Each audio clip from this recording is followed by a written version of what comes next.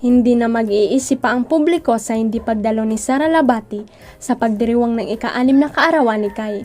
Inamin na kasi niya na hiwalay na sila ng asawang si Richard Gutierrez. Isinilang si Kai noong March 21, 2018 at para sa kanyang 6th birthday, naganda ang kanyang ama ng selebrasyon noong Sabado, March 23, 2024 sa isang hotel sa Alabang, Muntinlupa City. Nakita rin sa photos na ipinost si Richard sa kanyang Instagram stories ang kanyang ate na si Rufa Gutierrez. Ang 2011 sandbox game na Minecraft ang tema ng pagdiriwang ni Kai. Kasama niyang pumasok si Daddy Richard at ang kuya na si Zion Savinio.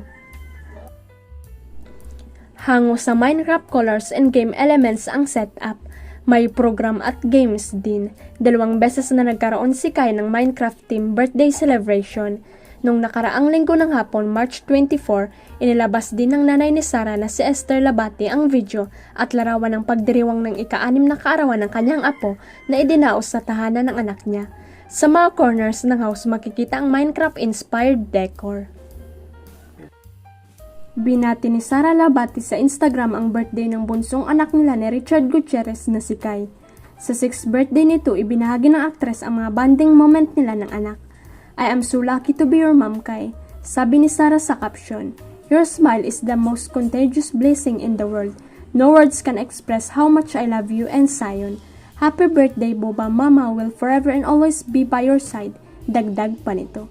Si Kai ang pangalawang anak nila ni Richard, ang panganay ay si Zion.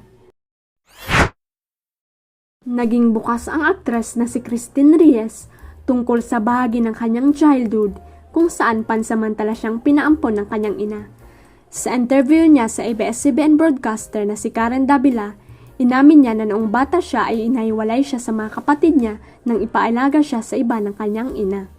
My mom, she was going through a phase in her life where she had to go to the States, leave all her kids, all of us to somebody else. Ako lang nahiwalay. I didn't know may mga kapatid ako. Pagbabahagi ni Christine. Nung mga panahong yun ay hindi pa raw alam ng aktres na kapatid niya si Aramina. Lahat ni Christine, nung kinuha ako ng mom ko, I was already 6 or 7, but she told me from time to time when I was a baby pa, she'd get me daw pero syempre I don't know na. Ako lang nahiwalay. I didn't know may mga kapatid Oo. ako. So si Ara, hindi mo alam na Hindi kapatid ko mo alam noon. na kapatid ko siya noon. And then, How old were you? nung kinuha ko ng mom ko, I was already 6 or 7. But she told me from time to time when I was a baby pa, she'd get me daw. Pero syempre, I don't know na. Ang recollection ko was when she got me, I was around 6, 7 years old. Ito, I wasn't telling anybody. It was a major thing pala. Kasi for the longest time, when my mom got me, hindi ako nagsasalita when I was a child. Never. Hindi naman ako, what you call this, yung hindi makasalita, but I shut down when she got me. Ang recollection ko was when she got me, I was around 6 or 7 years old.